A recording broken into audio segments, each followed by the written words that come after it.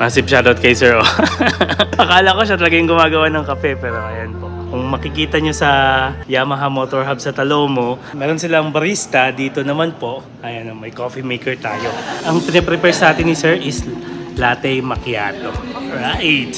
So ayan my dear friends, every time I visit Honda Big Bike Venus Marketing, we always have something new. And speaking of something new, ayan o, XADV, the first, the one and only in Mindanao, demo bike. Bago lang po, makita natin. Ayan. Woo! Ayan, bablog natin to very soon. This is a demo bike. This is also a demo bike. And sa tingin ko, hindi pa nga pala nabibigyan niya ganito eh. Try natin iyon. 10 kilometers pa lang po. And kung hindi papasok ni Yamaha yung XSR 300 nila, ito po yung bibilihin natin na kasunod ko sa aking XSR 155. But before anything else, my dear friends, nandito tayo sa harapan ng isang Honda CB500F. This is an activated bike. This is a demo bike. Marami tayong papakita sa inyo in regards of this motorcycle and bakit ito ang pinakasulit na beginner naked bike na mabibili mo. Alrighty.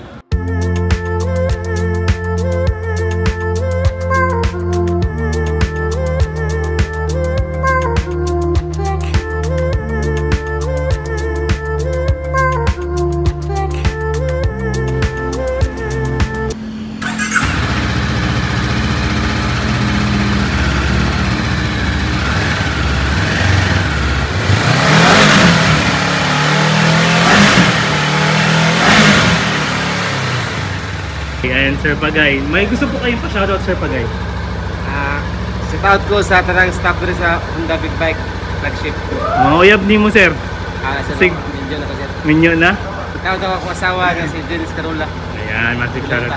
So isa to sa mga 500 na nare-represent ni Honda pagdating sa kanilang big bike. This is their sport naked, kanyang engine displacement 471cc with a twin cylinder, dual overhead cam, liquid cooled po siya, and kaya niyang pumalo ng 47 horsepower at 8,500 RPM and 43.2 Nm of torque at 6,500 RPM. Pagdating sa kanyang fuel tank, 17.1 liters po tayo, kaya humataw ng 28.1 km per liter. Siya mukhang malaki, hindi rin siya mukhang maliit. Ang kanyang timbang, 189 kilograms wet weight. Although sabi sa specs, 789mm seat height siya, sasakyan natin, susubukan natin kung abot. Grabe, 789 ba? Almost flat foot, my dear friends. And ito yung makukuha natin sa kanyang display. Katulad siya ng display actually ng mga 650s eh. Naka-inverted siya.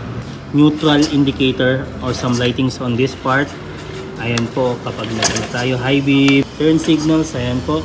If you press select, the time, liter per 100 km, average niya po, 20.6 so far.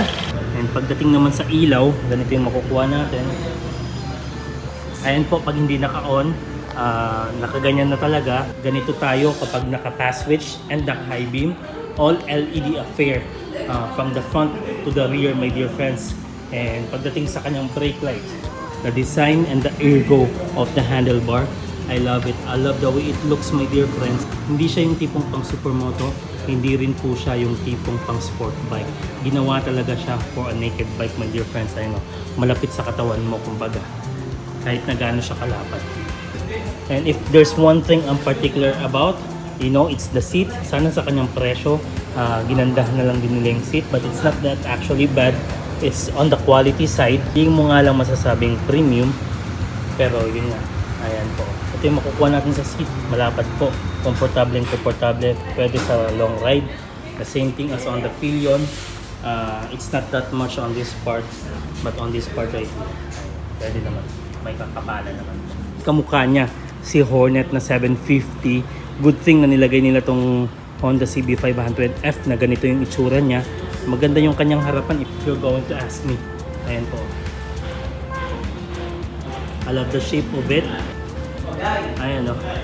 Mukha siyang Transformers kumbaga. I love the holes on this part. It's for the aero. For the aero as well. And ginandahan talaga ng Honda na matindi para maging competitive ang kanyang disenyo.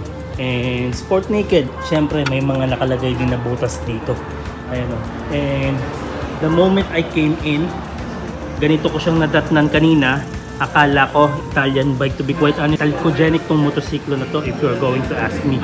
And this is what I love about it because may makikita kang mga carbon fiber hints kumbaga sa kanyang parte. And the frame itself, ang ganda din ng pagkakapinta at saka ang ganda din ng pagkakagawa. And one thing I love about their 500s is, ayan po, naka-dual exit exhaust siya. Ang ganda din ng exhaust cover niya. Ayan po, pinintahan na maigi, hindi pinagdamot.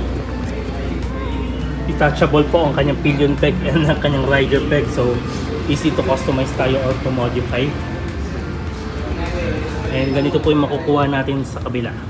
Ayan o, naka-slipper clutch siya and sa tingin ko, quick shifter ready to. Tignan nyo po yung diferensya niya pagdating sa shifting. Ayan o, ganito yung gusto kong shifting kumbaga. Yung relax ka lang, hindi masyadong aggressive. Speaking of hapon bang gawa siya? Hindi po, this is Thailand made, my dear friends. So kudos to those who assemble this bike in Thailand. Maganda naman po yung pagkakaporma. Sa mga reklamador ng swing arm, wala kayong makukuha masyado. Mukhang rigid siya, my dear friends, and hindi siya yung tipong basta-basta masisira agad. And naka 41mm front fork po tayo na inverted, naka-Showa po tayo, and I love the way they're putting black on this one instead na blue pagdating sa kanyang disenyo para maganda talaga yung itsura niya. Maganda yung color combination kumbaga. Showa SFF BP, and it's a golden fork, my dear friends. Sa likuran naman, ito yung makukuha natin. May adjustability to, alam ko. Ayan. Preload adjustability, I can see it right there. The seat height, pwede mo ma-adjust. So in terms of the braking power, naka-dual channel ABS sila with a 296mm dual disc brake sa harapan. Nissan po ang kanyang branding. Yan. Sa likuran naman, meron siyang 240mm disc. 2 piston caliper.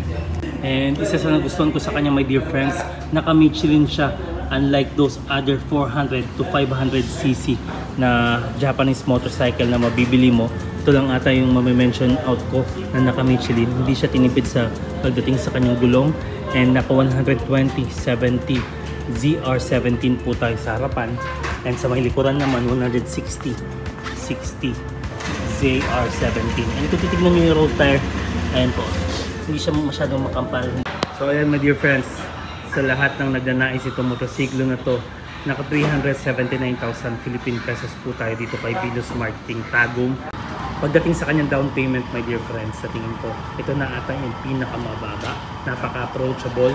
Contact nyo na lang si Sir Marcos. If you happen to like this kind of video, please give it a thumbs up. And sa mga hindi pa nakapag-subscribe, hit the subscribe button. I mean, it's for free. And if you have violent reactions, my dear friends, let me know in the comment section below. Exodus 14:14 to everyone. Keep on praying, trust the process. And I'll see you in the next. You love Daddy? I love the Daddy. Super loyal naman. Oh, loyalty is importante.